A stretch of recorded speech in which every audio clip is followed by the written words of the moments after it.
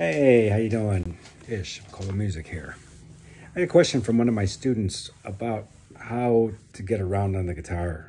My student's pretty fluent on all your basic chords down in this area, but wondering what to do as we get further up the neck. I made some other videos before, but I'll readdress this. Maybe it'll help. So what do you do when you're down here making chords and you wonder, well, what are all these other frets are for? That's a great question, and I had that question years ago. Nowadays, there's a lot of videos. If you look it up on the CAGED system, C-A-G-E-D system, and I guess it's a thought or a thing. But what basically kind of it says is you have your different chord forms, and then you move them up the neck. Let's say, for instance, the C chord. Really, if you move that up the neck, this is C, the root note being here. Let's move it up to here. This is the D on the A string, C, D, 5th fret. We would have to remake that chord with our first finger barred on the bottom 3 strings on the 2nd fret, our 2nd finger on the 3rd fret of the B string, and these 2 fingers on the A and the D on the 5th and the 4th respectively. That's a full D chord, by the way. Sometimes you'll play it here or just here, but really the full chord, I suppose, could be considered here. And which is good to know because there's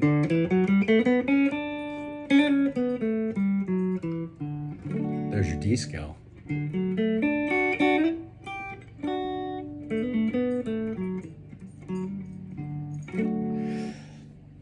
If you were to take your A chord, or if you're playing an acoustic guitar often, you'll make it like this, an open bottom string. If we were to move that up with using our A bass string, if you put it here, it would be a B flat, up one more, it'd be a C, a B. To the 3rd fret, it's a C chord, it's a bar chord, D, E, so on and so forth up the neck. There's your other form. G chord, what we all know and love, if you play it with a bar on the bottom 2 strings or just your 3rd finger here. If we move that up, you could play it like this, not a G chord, but let's say you're playing an A chord. That bottom string on under your pinky is an A note, or if you bar it, it's pretty. I use that trick a lot, by the way. There's your little C licks.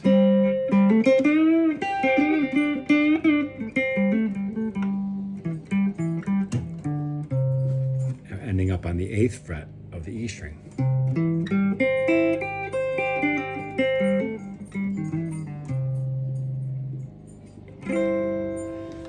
If I want to hit the high notes up here,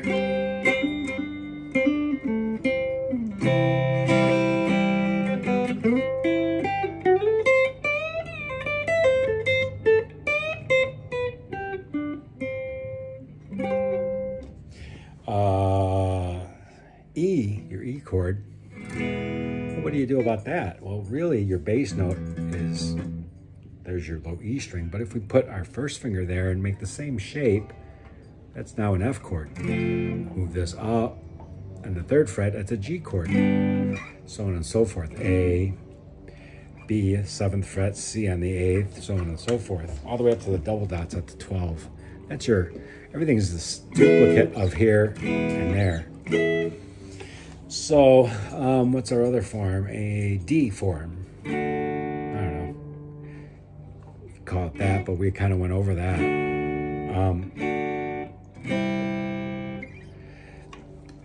So that's, I'd look at some videos and maybe we'll get a better explanation, but here's what I think.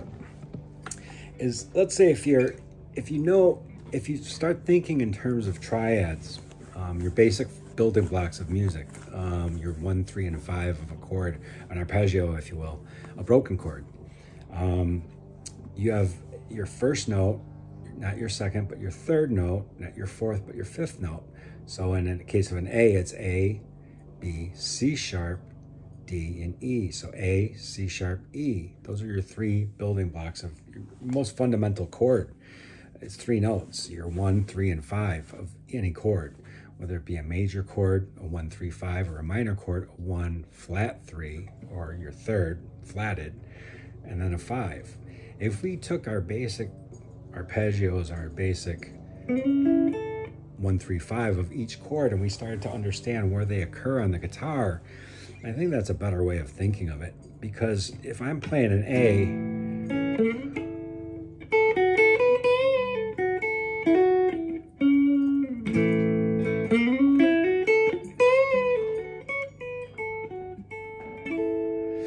I'm going to want to go there for my higher stuff. And this is that position up here, but if you're playing acoustic guitar to play all these licks, like making this chord, forget it. Just put your first finger across the 5th fret on the B and the E, and then your second finger on the 6th fret of the G. And then we can add these other tones of the A scale, if you will, or the A chord. And all I'm doing is I'm adding the 7th of the E, 7th on the B, and 7th on the G string, and then, of course, the 7th on the D.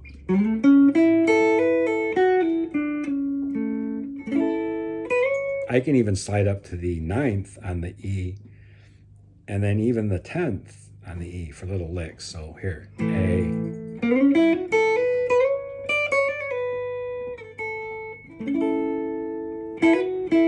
I can play these 2 strings together and just hammer on the B string. And then hammer on the 7th on the G while holding the 6th fret with my second finger. And then go for the bass note, the root note, the A.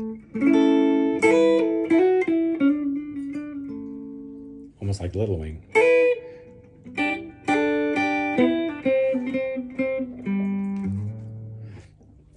So there's a nice little start. If we wanted to take that further on the A chord, I could play that little D shape that we talked about, that little triangle that we play down here. Let's move it all up. And there's an A that occurs with my 2nd and 1st finger on the 9th of the G string and E string, and then my 3rd finger on the 10th of the B. That little triangle shape, that's an A. The full figure looks like this, as I explained before.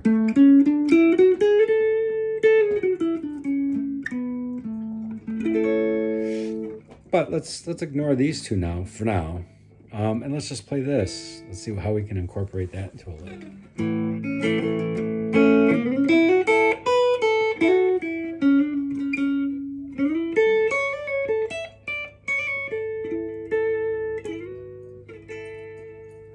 So, what did I do? I don't know. Here's our arpeggio of the A chord. Once again, the 1, 3, 5. And then here's the 2 and the 4.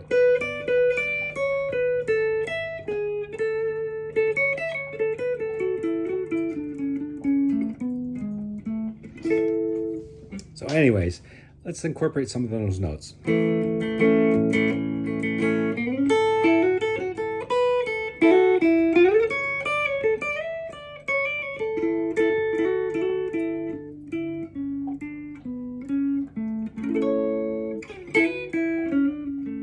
Important to think of these little melodies in your head, and it's easy to do with melodies based on like just the first 5 notes of the scale.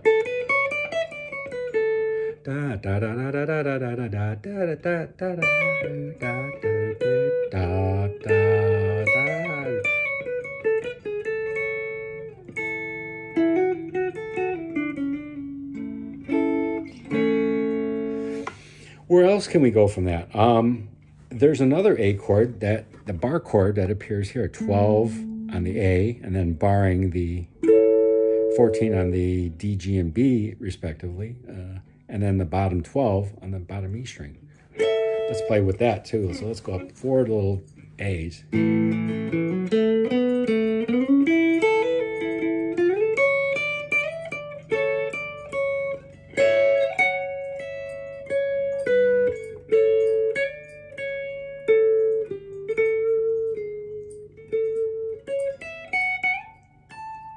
And then on the 17th is another A.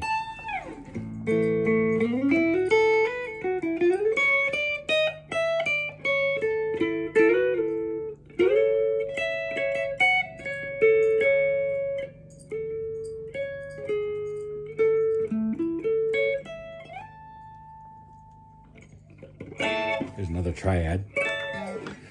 So there's a lot of little things, and that's a good start. Let's take another chord, perhaps a D, but we're playing this D shape over here. Now what do we do?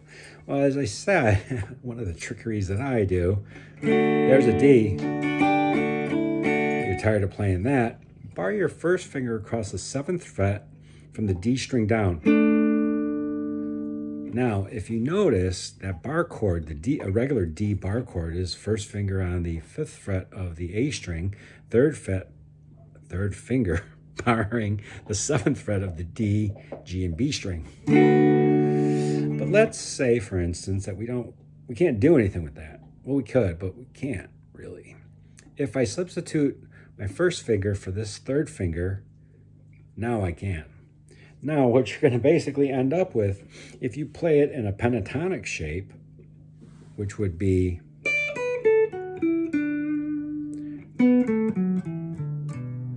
or box pattern, you know. So I'll go over that real quick. First finger on the 7th of the E, 10th on the E, 7th on the A, 9th on the A, so 7, 9 on the D, 7, 9 on the G, 7 on the B string, 10 on the B. That's my dog, by the way, chewing on a bone. Sorry for that in the background. 7 on the B, 10 on the B, 7 on the bottom E string, 10 on the B. And actually, if we look at that pinky now, that pinky was part of the triad of this D up here. So there's a D. Now my first finger, I'm going to put my pinky in that place, and my first finger here is off that other bar chord that was down here. So this is a neat little trick. So watch this. So, let's play a boring D.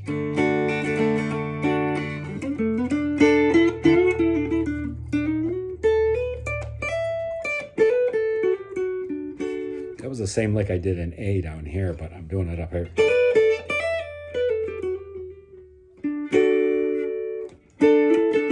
I'm barring my pinky over those bottom 2 strings, first finger on the G string on the 7th fret. This might be hard for the acoustic player, so ignore the bends. What you can do instead on an acoustic guitar,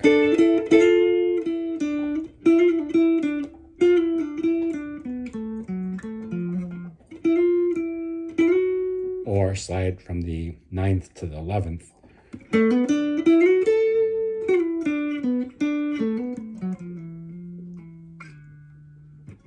There's my D. So what was that? On the A string, 5, 7 on the A, slide that note up to the 9th. And now I'm in this little major pentatonic. It's a pentatonic box, but. So there it goes, 7, 9 on the A, 7, 9 on the D, 7, 9. I'm using my second finger here on the G, 7, 9, slide up to 11 on the G, then 10, 12, 10, 12 on the B and the E. So here's my D chord again.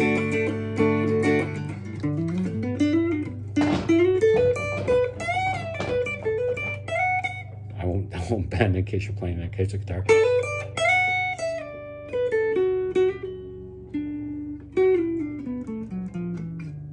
I added an 8th, a nice little chromatic, flat 5 there.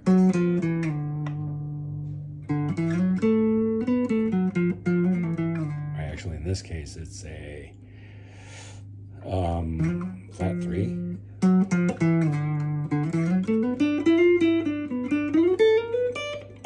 And I can watch this little chromaticism here.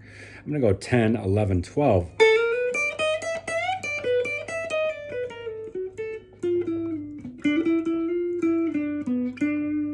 There's that shape.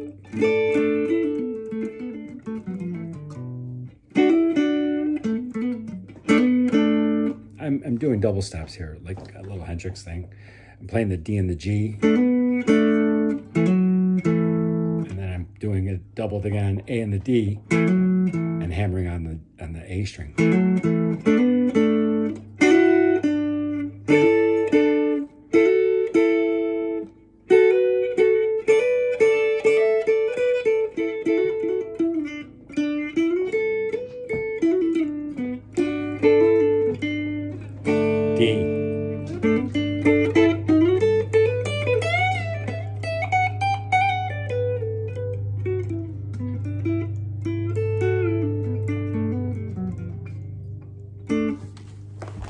hopefully that helps and not too confusing. If you can get a little bit out of that, the foundation of which, in my opinion, should be thinking in terms of play all your arpeggios or your little small shapes of that chord that you're playing over, that you're playing against, or if the D chord's playing in the background, going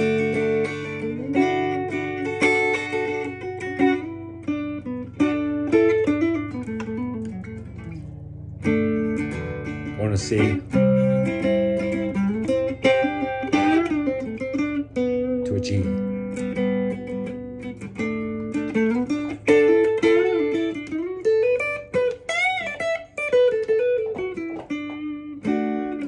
C,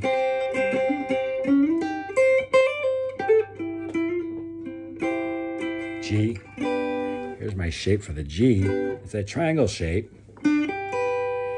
Played with the first finger on the 7th, second finger on the 7th, third on the 8th. But I'm going to cheat a little bit, barring that, and then put my second finger here on the 8th.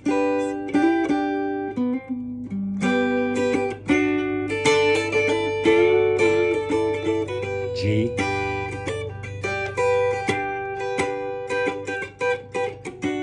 D,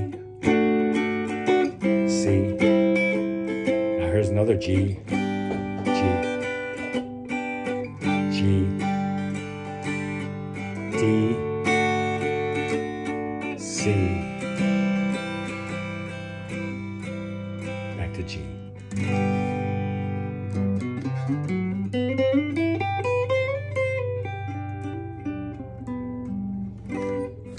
All right, so that should help. If you have questions, please put them in the comments. Comments below. Don't forget to hit like and subscribe.